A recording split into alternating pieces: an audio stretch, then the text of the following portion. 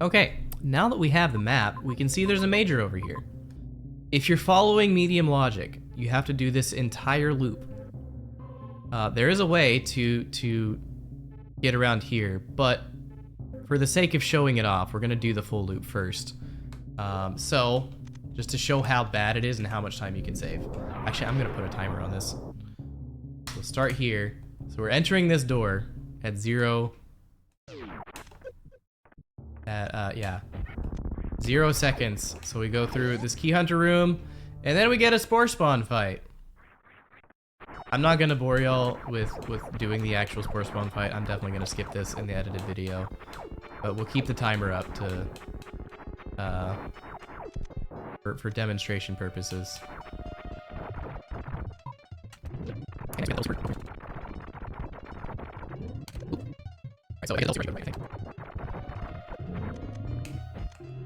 Okay, so that was a 3-round Spore Spawn, not the fastest it could be, but reasonably fast. Grab these drops.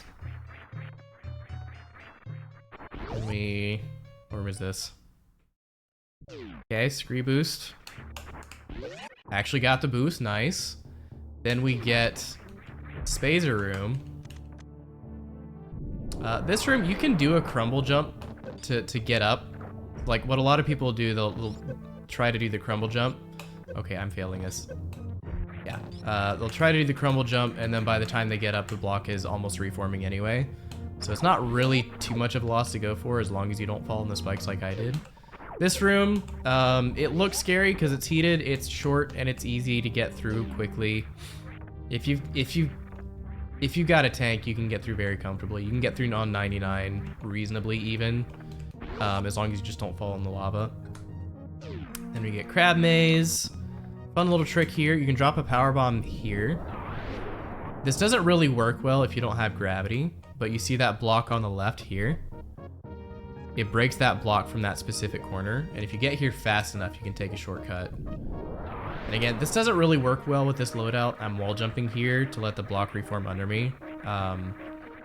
With this loadout, I would probably just go around, but if you have like high jump even, that makes that shortcut worth it, so you don't have to go all the way. Just gonna kill these guys, get them out of my face. Now we got Gauntlet. So we do this, power bomb here. Wait for the acid because it does a lot of damage. Power bomb here. Wait for the acid again. These yapping moths, if you just stand on the opposite side of the platform they're in front of, you'll just, they won't grab you. It's great. Kill that, go across here. And boom!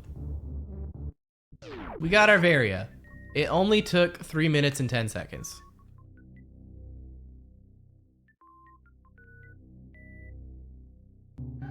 This is the power of learning tricks.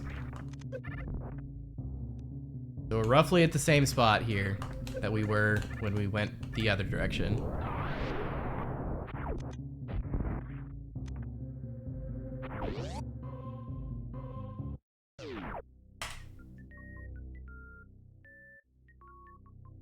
Three minutes. We saved 3 minutes with that one trick. Okay, now let's talk about how it works. Because that's important. Okay, so if you've ever tried to do this without like knowing knowing a setup for it, you've probably just decided it doesn't work. Because like you go through here, okay, there's a super block. I know from coming from the other side that's a super block, so I should just be able to shoot that, right? Nope. Doesn't work. This is another camera manip situation, but it's weirder. Because like, I can't, it's not like the West Ocean thing where I can just moonwalk to bring it on screen. It's like a specific distance off screen to where the super missile is just not gonna hit it. Except for when it does. So the way it's been explained to me is like, there's a certain, I think it's like when it goes off screen, it can travel for like one more frame before despawning, and it will check for collisions with blocks before it despawns, or something along those lines.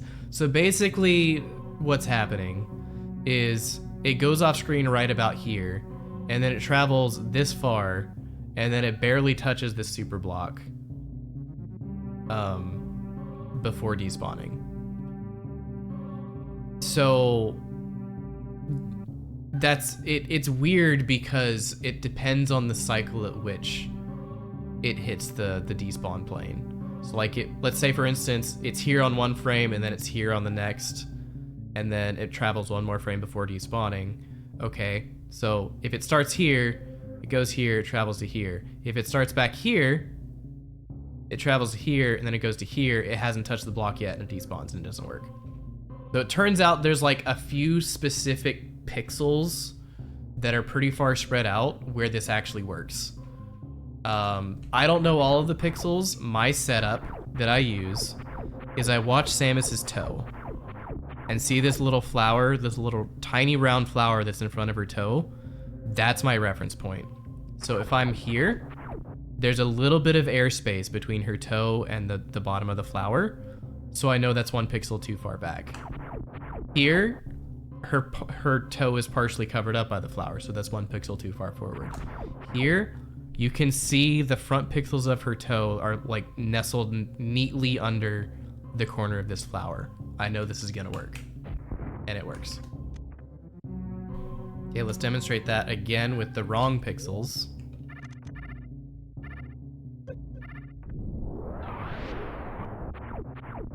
So here, I'm 1 pixel too far back. Doesn't work. Here, I'm 1 pixel too far forward. Doesn't work. So you can find your own setup and trial and error and find your own way of doing this. I like this one because it's a good visual cue. If you're using custom sprites, there's another way of finding this exact setup. It can be a bit weird because momentum is weird in this game. But what you do, you hold L and R, that is angle up and angle down at the same time. Samus will be aiming up when she's standing, and then when you jump, she'll be angled forward. So what you do is you, without high jump at least, you do a full jump and then hold forward at the top of this platform. So you're brushing against the platform the whole way. But because you're holding both angle buttons, even though you're holding forward, Samus will not walk forward. So the setup is do this, nudge the platform, continue holding forward, still holding L and R, you turn around. And you'll notice Samus's toe is in the same position I had it before. So this setup will work.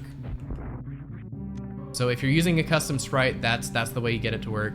I have noticed like your jump height matters. So if I like do a partial jump, like I do this, that's gonna put me too far forward. So like you need to jump high enough to actually brush the entire platform. If you jump too low, it's not gonna work because you're gonna end up in a weird spot. You need to jump basically all the way up to the top of the platform so that like Samus's knees hit the platform and you continue holding forward the whole way. Yeah, there's a couple different ways of doing that trick. Again, that trick saves literally 3 minutes in this Plando, which was by design. Again, I'm trying to design this where like if you only know medium, you can get it done, but it's supposed to encourage you to learn some harder tricks so that you can do this more efficiently.